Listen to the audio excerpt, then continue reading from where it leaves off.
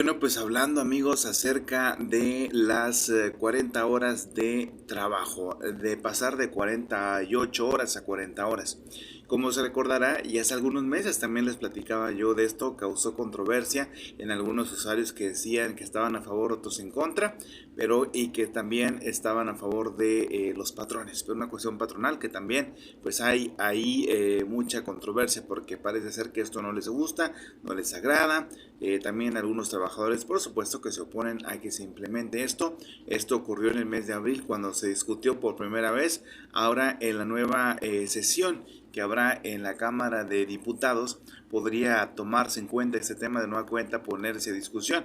Así es que sobre esto mismo les comentamos a continuación. Y es que la senadora Patricia Mercado señala que llegará a acuerdos y uno de ellos puede ser considerar la implementación gradual de las horas tal y como sucedió en Chile. O sea, poco a poco, ¿no? O sea, no de un solo jalón, sino poco a poco ir reduciendo. Pero sobre esto pues todavía no tenemos una manera más específica de comentarlo, solamente ella habla de ir reduciendo poco a poco, pero bueno, trabajar menos de 48 horas a la semana es un tema que pues ahí está sobre la mesa todavía y será el próximo viernes 1 de septiembre, bueno, ya ha sido el día de ayer, el 1 de septiembre, cuando los senadores y diputados reanuden las sesiones, pero bueno, este tema todavía va a tardar, o sea, no es así de que inicien las sesiones e inmediatamente ya se toca el tema, sino obviamente iniciaron ayer el 1 de septiembre, hoy ya es 2 de septiembre, pero pues esto va a continuar porque pues la discusión se espera que sea en próximos días, donde las propuestas que se quedaron pendientes en el periodo pasado, una de ellas es la reducción de la jornada laboral, aunque los medios han informado que las empresas no avalan las propuestas, que involucra varios aspectos que deben ajustarse, como qué pasará si no se termina la obra o cuántas personas más se deben contratar, ya que se da a entender que las empresas correrían, o no más que nada, no correrían a nadie, sino correrán con estos costos, es decir, las empresas podrán correr con estos costos y obviamente pues habría la necesidad de contratar a una persona más, cuando menos una persona más, para poder cubrir estos descansos. Pero bueno, la reducción de la jornada laboral es uno de los temas que más preocupa, debido a que México es uno de los países con mayor jornada laboral, sí, superando en algunos casos el límite legal de 48 horas por semana. Si hay gente que trabaja todavía muchas más horas, ¿verdad? Que no solamente 48, se va mucho más arriba, 8 horas al día, 6 días a la semana. Sobre el tema, la senadora Patricia Mercado declaró, sobre todo que es muy allegada ella a Dante, ¿verdad? Dante Delgado. Bueno, declaró en entrevista que en el tema de la reducción de la jornada laboral se llegará a acuerdos y uno de ellos puede ser considerar la implementación gradual de las horas, tal como sucedió en Chile. Los legisladores explican que después de aprobar las vacaciones de 12 días en el primer año del trabajo, el tema de la reducción se analizará con más fuerza en el Congreso.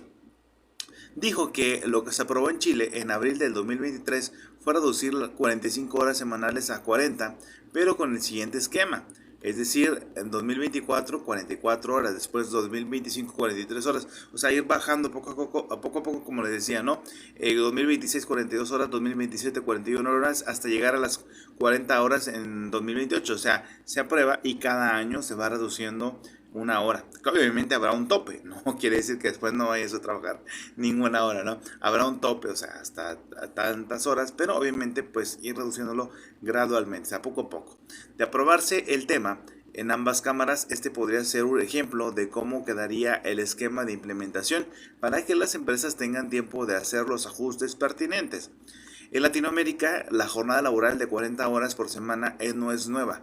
Recientemente Chile inició una transición hacia dicho límite legal y Ecuador, el pionero en ese tema, cuenta con este tope en el tiempo de trabajo desde 1997. Otras economías como Colombia tiene 42 horas, Brasil, Venezuela, República Dominicana, Honduras o Guatemala, todas estas con un límite de 44 horas, también tienen jornadas de trabajo inferiores a las de nuestro país, aquí en México.